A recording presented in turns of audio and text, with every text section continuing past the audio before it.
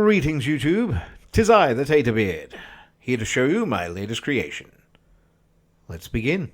Welcome everyone to part 4 of my video series for the 2021 Mount Gambier Fringe Arts Festival, where I'm in the process of creating an original piece of 3D generated art entitled Master of the Hunt. Well, so far, for an image called Master of the Hunt, this thing is rather hunt masterless. So in today's video, we're going to add the central character. He's going to be a satyr, or a goat man for those not up on Greek mythology. He'll be posed up on the rock in front of the moon, center stage on the piece, holding a hunter's horn to designate that he is indeed the Master of the Hunt. So once again, I've just started by creating the basic shape of this humanoid. You'll notice he's got one extra segment to his legs because of the whole goat leg thing. It's all just spheres, cylinders, and cubes. I'm adding an armature to the model, and once you assign all of those objects to those bones, you can see we can make our little man do the river dance as we manipulate his feet to get him into a pose that I like. Again, switch back to the main perspective, the perspective that we'll be rendering the final shot in, just to make sure that pose is good from that correct angle. Now that I'm happy with the pose, jump back into my old friend the sculpt tools, start making the details piece by piece. Starting with the head, just making the shape. Another great feature of sculpting digitally versus real life is the mirror tool. You don't get that when working with traditional clay. It saves so much time to sculpt one half of the object and know that the other half is perfectly symmetrical.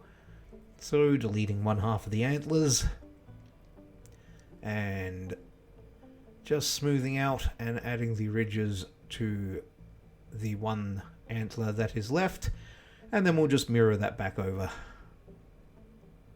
to save ourselves having to do both of them. And just yet another cool little feature that Blender has. With the mirror tool, you can actually pick an object to mirror something around. So if I want the antlers to be on mirrored sides of my character's head, I can actually select his head as the focus of the mirror, and it will place itself on the correct side of the other side of this guy's head, even though I've reposed it. And there we can see the antlers set up nicely, head's complete, so we're moving on to the torso. And in any kind of sculpting, digital or otherwise, it's always good to have at least a general idea of anatomy when making figures.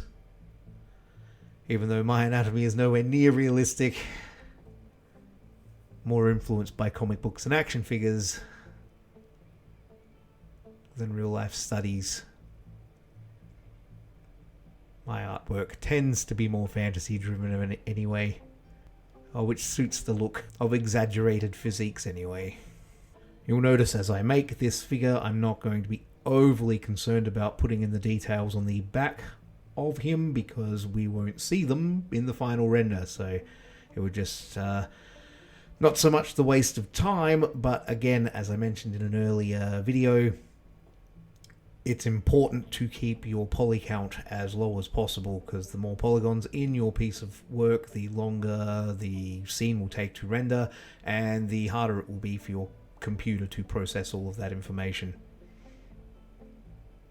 Even the example of the hips and waist section, that's going to be covered in fur and a loincloth, so I didn't go to a great amount of detail and effort, because it's all going to be covered up in the final render anyway.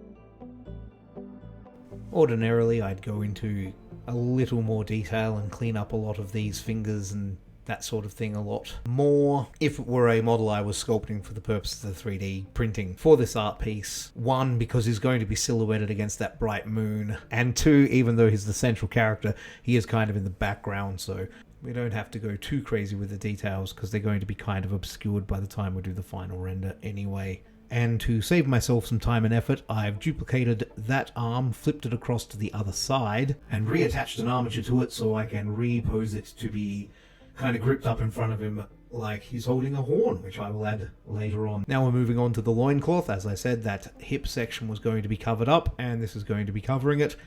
I've just started with a flat plane, and I'll add extra points or vertices along as I need to make that shape contour with the body as necessary, and to put those little folds into it to make it sort of flow, and just poly sculpting some furry pads to go on the hips of the character. I do this for a couple of reasons. One, it's a good idea to have something to break up the color of your characters a little, so his skin will be a kind of beige color, and I'll put these fur patches in a nice dark color to contrast against it. Two, it's good to hide edges and things, so the edge of that loincloth I can tuck away underneath these fur pads and not have to worry about it, and use the fur pads to cover the edges of that join. One on the chest, again just to break up the colour.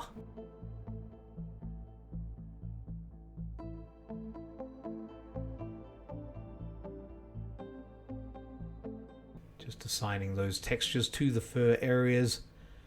Nice preview render mode up in the top section there. Everything's looking fantastic. That moon, he really sticks out against that moon exactly like I wanted.